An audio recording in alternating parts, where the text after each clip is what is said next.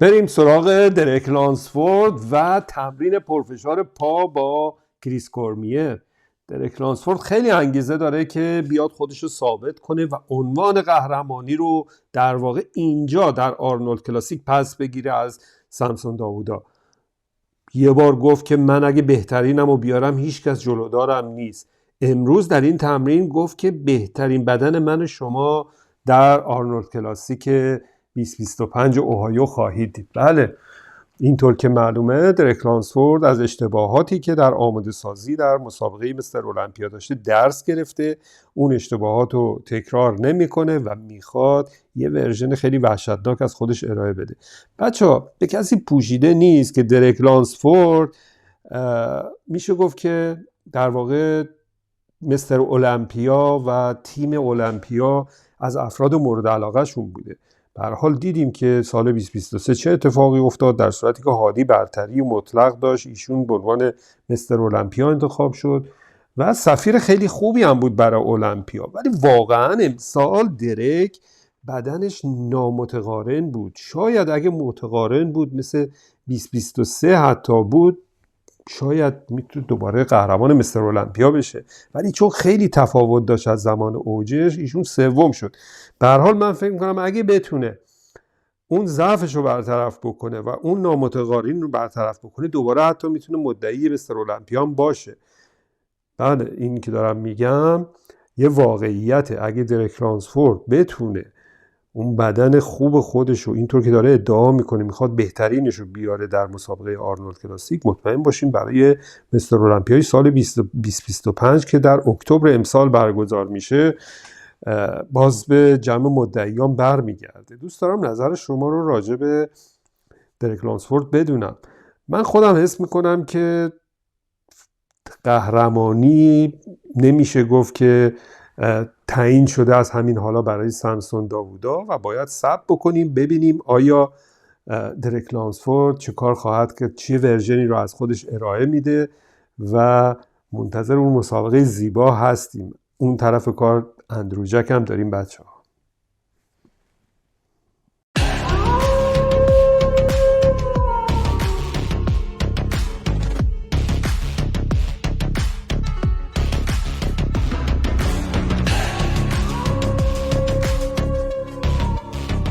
سلام، وحید هستم. به چنل خودتون فیتکن خوش اومدین. امیدوارم حالتون خوب باشه. بریم سراغ تمرین سامسون داوودا. تمرین درک لانسفورد رو دیدیم داشت پا کار میکرد، بیاین این و سامسون داوودا داره بازو کار میکنه.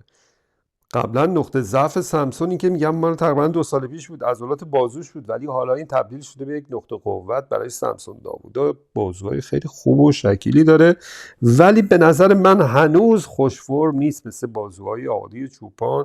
اون قله زیبای جلو بازوی هادی چوپان رو کسی نداره، ولی خب سامسون داوودا از نظر حجم بازو بسیار عالیه. سامسون داوودا خیلی باهوش و زرنگ بچه‌ها. این نکته‌ای هست که نباید فراموش کنیم و بعد از دوریان یتس میشه گفت تنها کسی هست که انگلیسی که تونسته موفق شده سندو رو به کشور انگلستان برگردونه. این که میگم خیلی باهوشه، قبل از مسابقه مستر المپیا 2 هفته مونده به مسابقه مستر المپیا رفت فرانسه، یه مسابقه ای داد. از اون مسابقه که داد یه باز برخوردی گرفت از داورها، توصیه هایی از داورها گرفت. داورها اومدن گفتن کجای سامسون چه ایرادی داره، کجاش بهتر باشه. تو این 2 هفته سعی کرد تمام ایراداشو برطرف کنه و بر اساس اون دستور خطی که داورها اومدن تو مسابقه فرانسه اعلام کردن بدن خودش رو به استیج المپیا رسوند. حتی قبل از استیج روز در واقع روز خبرگزاری که خبرگزاری ها سوالایی از اینها میپرسیدن، دیدین سامسون لباسش رو در آورد و یه فیگوری گرفت. هیچ کس اونجا پیش بینی نمیکرد که سامسون بتونه قهرمان بشه و همه میخندیدن و هیچ کسی اینو جدی نگرفت، ولی اومد و قهرمان مستر المپیا شد. باید ببینیم امسال آیا میتونه این عنوان رو تکرار کنه یا نه. بریم سراغ کریس بامست. کریس بامست این ویدیو رو از خودش امروز منتشر کرده. بچه‌ها خب به هر حال ایشون هم در حال سمزدایی و پاکسازی هست. داروهایی استفاده کرده مدت طولانی، بیشتر از سالهای قبل، چون خب بعدش باز یه مسابقه، یه ماه بعد از مستر المپیا یه مسابقه دیگه ای داد، شاید دوز داروهاش هم برده بالاتر. اینجا هم که دارین میبینین حرکاتی هوازی داره میزنه. گفته من میخوام امسال یه ورزشکار هایبرید باشم. ورزشکار هایبرید یعنی ترکیب قدرت و استقامت و در واقع بیاد عضله‌سازی به عنوان یه بدنساز حرفه‌ای عضله‌سازی رو که داره بیاد مثلا در کنار عضله‌سازی کارهای سرعتی مثل دو یا هوازی اینها رو هم داشته باشه.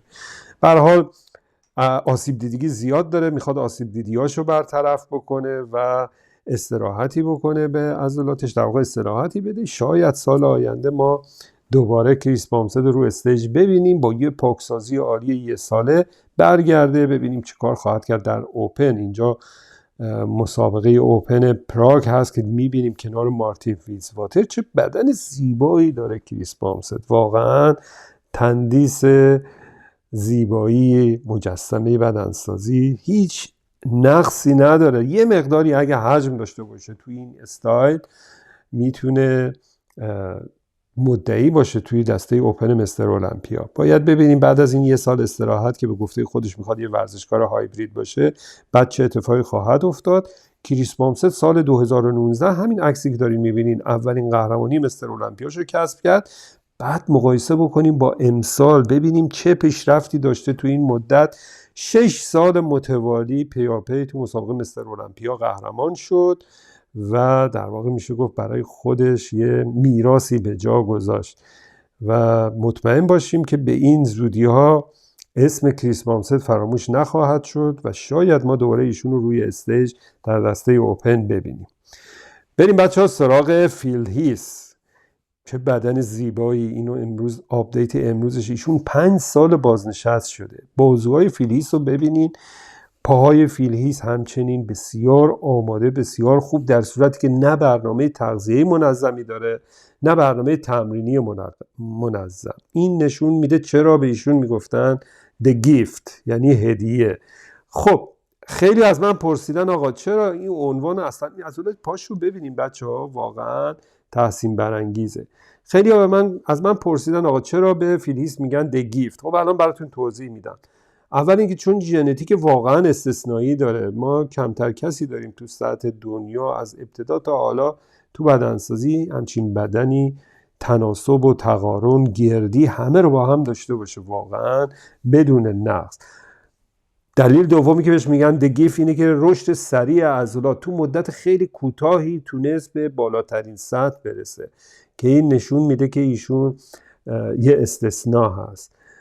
سومی میتونیم بگیم موفقیت در مسابقات. از سال 2011 تا 2017 پشت سر هم قهرمان مستر المپیا شد.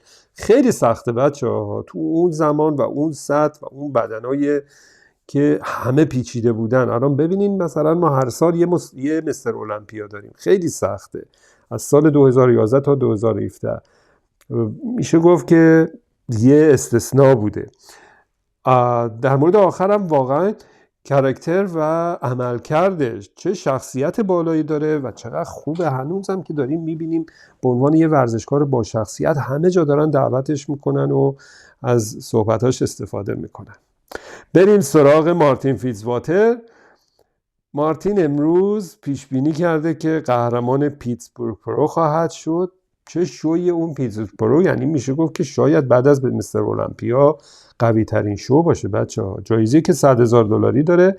درک رانسفورد احتمال زیاد در اون مسابقه هست، نیک واکر، گودویتو، ریگن رایمز و خیلی های دیگه.